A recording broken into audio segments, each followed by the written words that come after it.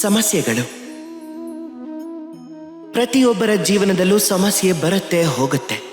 ಹಾಗೆ ಪ್ರತಿಯೊಬ್ಬ ವ್ಯಕ್ತಿ ಸಮಸ್ಯೆ ಬಂದ ಮೇಲೆ ಅದಕ್ಕೆ ಪರಿಹಾರ ಹುಡುಕೋದ್ರಲ್ಲಿ ತೊಡಗಿರ್ತಾನೆ. ಆದ್ರೆ ಯಾವಾಗ ಆ ಎಲ್ಲ ಸಮಸ್ಯೆಗಳು ಮುಗಿದು ಹೋಗುತ್ತೋ ನಾವು ಸಂತೋಷನೂ ಪಟ್ಕೋತೀವಿ, ಹಾಗೆ ಅದರ ಜೊತೆ ಎಚ್ಚರನೂ ತಪ್ಪಿಡ್ತೀವಿ. ನಾವು ಸಂಪೂರ್ಣವಾಗಿ ಸಮಸ್ಯೆನ ಬಗೆಹರಿಸ್ಕೊಂಡಿದ್ದೀವಿ ಅಂತ ಅನ್ಕೋತೀವಿ.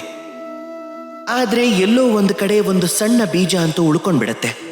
ಹಾಗೆ ಆ ಬೀಜ ನಮ್ಮ ಬೇಜವಾಬ್ದಾರಿತನದ ನೆರಳಲ್ಲಿ ಬೆಳೀತಾ ಹೋಗತ್ತೆ.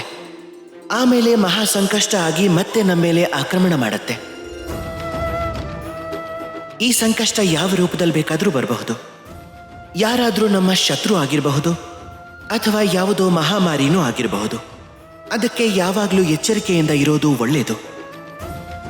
ಯಾಕೆ ಅಂದ್ರೆ ಬೇಜವಾಬ್ದಾರಿತನದಿಂದ ಆಗೋದೇನು ನಮ್ಮ ಸುರಕ್ಷಾ ಚಕ್ರದಲ್ಲಿ ಒಂದು ರಂಧ್ರ ಆಗೋಗತ್ತೆ. ಹಾಗೆ ನಮ್ಮನ್ನ ಮುಗಿಸೋ ಆ ಬಾಣ ಆ ರಂಧ್ರದ ಮೂಲಕ ನಮ್ಮ ಹೃದಯಕ್ಕೆ ನಾಟು ಬಿಡಬಹುದು. ಅದಕ್ಕೆ ಪ್ರತಿ ಸಮಸ್ಯೆನೂ ಅಂತ್ಯ ಮಾಡಿ ಆ ಸಮಸ್ಯೆನ ಗೆದ್ದು ಉತ್ಸವನೂ ಮಾಡಿ.